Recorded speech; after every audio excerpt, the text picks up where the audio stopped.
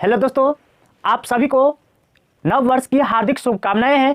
आज के इस वीडियो में लाभ और हानि का बहुत ही महत्वपूर्ण प्रश्न बताने जा रहा हूं, जो रेलवे और एनटीपीसी के लिए बहुत ही महत्वपूर्ण प्रश्न है। यदि आप ग्रुप डी और एनटीपीसी का तैयारी करते हैं तो आप इस वीडियो को अंत तक जरूर देखिए। तो चलिए वीडियो को स्टार्ट करते हैं।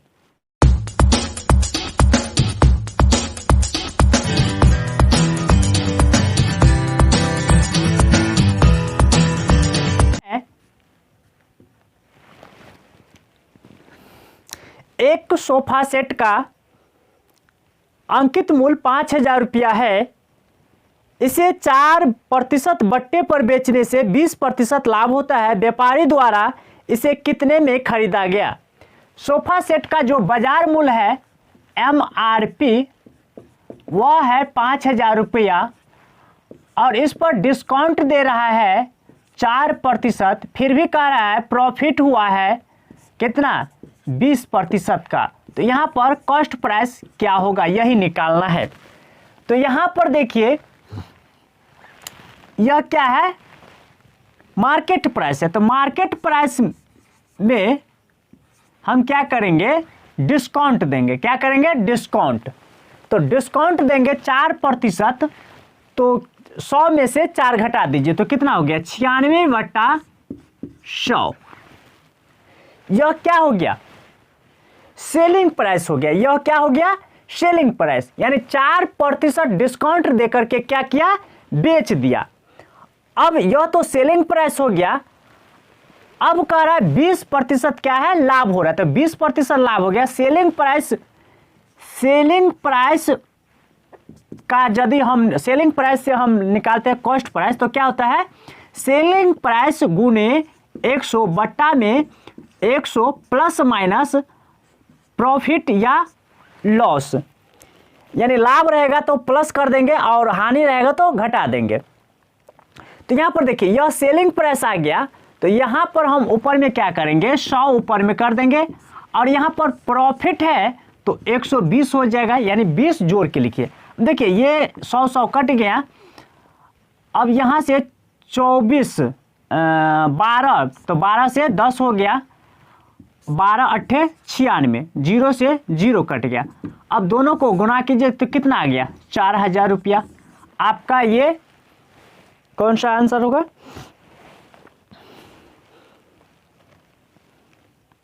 सी नंबर आंसर होगा, सी। आइए हम लोग अगले प्रश्न की ओर चलते हैं कि दूसरा प्रश्न है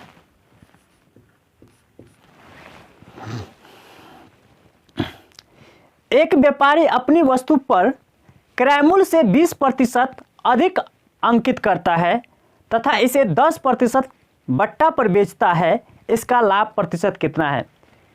देखिए क्या कह रहा है कि क्रय मूल्य से 20% अधिक क्या करता है? मूल्य अंकित करता है। तो क्रय मूल्य मान लेते हैं 100। अंकित जो करता है मार्केट प्राइस हुआ कितना? 120 हो गया। 20% क्या करता है? अधिक मूल्य अंकित करता है। तो 100 में 20 जोड़ के लिखे तो क्या हो गया? यह मार्केट प्राइस हो गया। यह MRP आ गया। अब क्या कर रहा है? इस मार्केट प्राइस पर 10% बट्टा देता है। कितना? 10%। तो 10% का कहने का तात्पर्य हुआ कि 100 में से 10 घटा के लिखे तो 90। तो 120 का 90% कितना हो जाएगा? तो देखिए 0 से 0 कट गया, ये 0 तो कितना हो गया? 108। अब देखिए यहां से इससे देखिए कितना अधिक है? 8 अधिक है।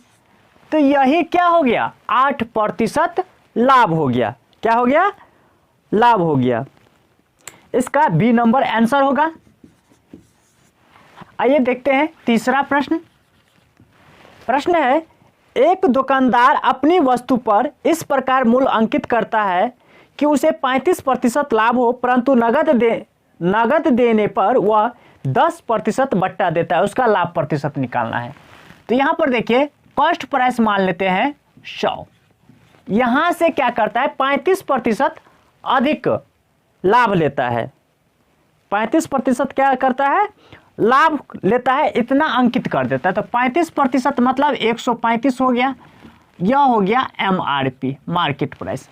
अब क्या कर रहा है, नगद देने पर 10% डिस्काउंट देता है, तो यहाँ से इस मूल्य पर डिस्काउंट मिलेगा। तो यहाँ से 135 का 90% निकालिए, तो यह कट के हो जाएगा 121.5। ठीक है। अब देखिए यहाँ इस मूल्य से यह कितना अधिक है, तो 21.5 यानी 21.5%, 21.1/2% लाभ हो रहा है यहाँ पर डायरेक्ट। इसका बी नंबर आंसर होगा। आइए हम लोग अगले प्रश्न की ओर चलते हैं, 4 नंबर प्रश्न को देखते हैं। देखिए प्रश्न है,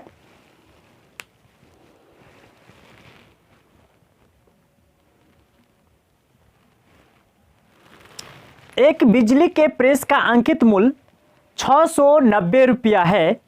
दुकानदार इस पर 10% बट्टा देकर 8% लाभ कमाता है। यदि बट्टा न दिया जाए तो लाभ प्रतिशत कितना है।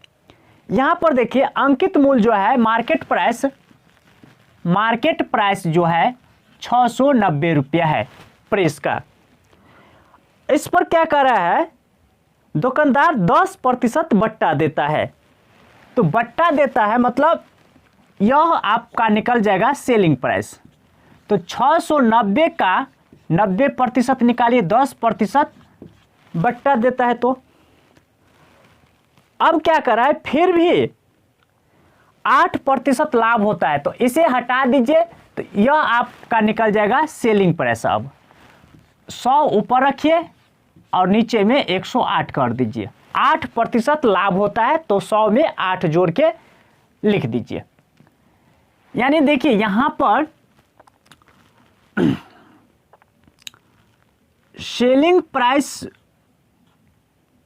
जो आता है, सेलिंग प्राइस वह होता है MRP गुणे 100 माइनस डिस्काउंट, ठीक है, बट्टा में 100। अब इसी मूल्य को हम देखिए सेलिंग प्राइस में निकालेंगे। सेलिंग प्राइस में तो यह जो क्या है SP है, यह होता है MRP selling price. Selling price ये हो गया, ये सेलिंग प्राइस है, तो सेलिंग प्राइस ये पूरा रखिए, तो 100 माइनस डिस्काउंट बट्टा में 100 गुणे, सूत्र यहाँ पर क्या होता है, कॉस्ट प्राइस निकालना है तो सेलिंग प्राइस गुणे ऊपर में 100 बट्टा में 100 माइनस प्लस प्रॉफिट या लॉस होता है। प्रॉफिट होता है तो जोड़ दीजिए और लॉस होता है तो घटा दीजिए। तो यहाँ पर देखिए 100 ऊपर में होगा, अब प्रॉफिट यहाँ पर है तो 100 प्लस प्रॉफिट होगा, यही तो सूत्र लगाया है यहाँ पर। ठीक है, तो अब यहाँ से देखिए ये कट गया, ये कट गया, और 9 से ये 10 हो गया, 9 से 12 आ गया। अब देखिए 2 से 5, 2 से 6, अब देखिए 6 एकन 6, अब यहाँ पर 6 एकन 6, फिर 6 एकन 6, 6 पंचे 30, यह कितना आ गया 575। कितना आ गया 575। अब यहाँ पर क्या कर रहा है कि अगर डिस्काउंट न दिया जाए, इस पर यदि बट्टा न दिया जाए तो कितना लाभ होगा, यही निकालना है हमें। तो यहाँ पर देखिए डायरेक्ट यहाँ से तुलना कीजिए, कितना कम हो रहा है, 690 में से 575 घटा दीजिए, तो यहाँ पर 5 1 1 115 रुपया लाभ होता अगर बट्टा न दिया जाए तो यहाँ पर प्रतिशत बनाइए और बट्टा में यह मूल्य यह कहते हैं ये होगा कॉस्ट प्राइस, ये 575 यहाँ पर रखिए। देखिए ये 5 मरतबे कट जाएगा, 5 से ये कट गया 20, यानी 20% क्या होता है लाभ होता अगर बट्टा न दिया जाए। तो यहाँ पर इसका ए नंबर आंसर हुआ। आइए हम लोग अगले प्रश्न की ओर चलते हैं। चलिए देखते हैं 5वां प्रश्न। देखिए प्रश्न है, एक पंखे का अंकित मूल्य 1500 रुपया है तथा अंकित मूल्य पर 20% बट्टा दिया जाता है, इसके बाद अगला बट्टा कितने प्रतिशत का हो कि इसका शुद्ध मूल्य 1104 रुपया हो जाए।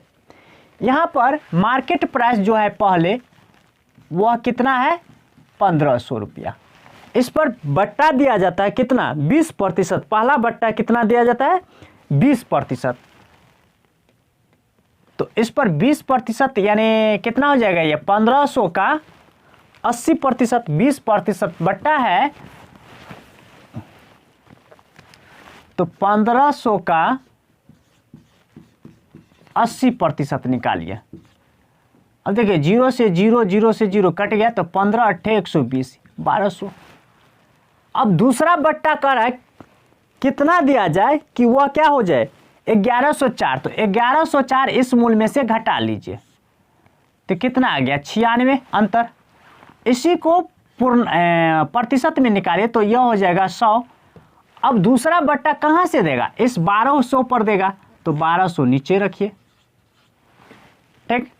अब इसे काटिए तो 00 कट गया और 12 अट्ठे 96 यानी 8% दूसरा बट्टा देगा।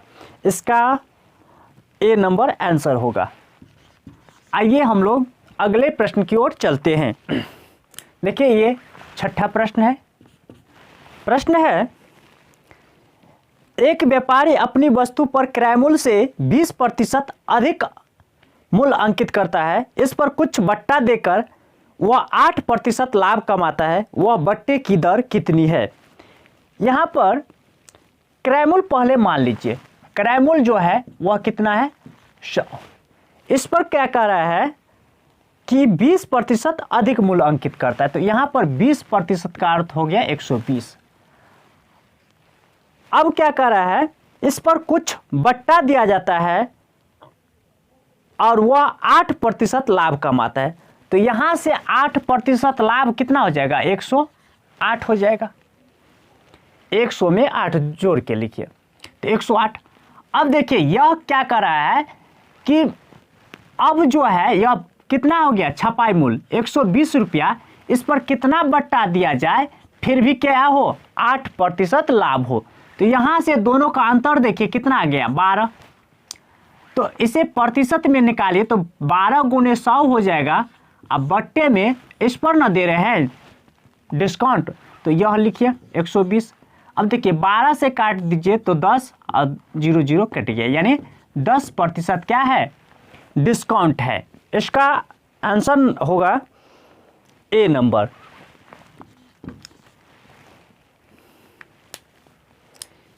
यदि आप लोग को ये हमारा ट्रिक अच्छा लग रहा है तो हमारे चैनल को सब्सक्राइब कीजिए, लाइक कीजिए और शेयर कीजिए। जी धन्यवाद।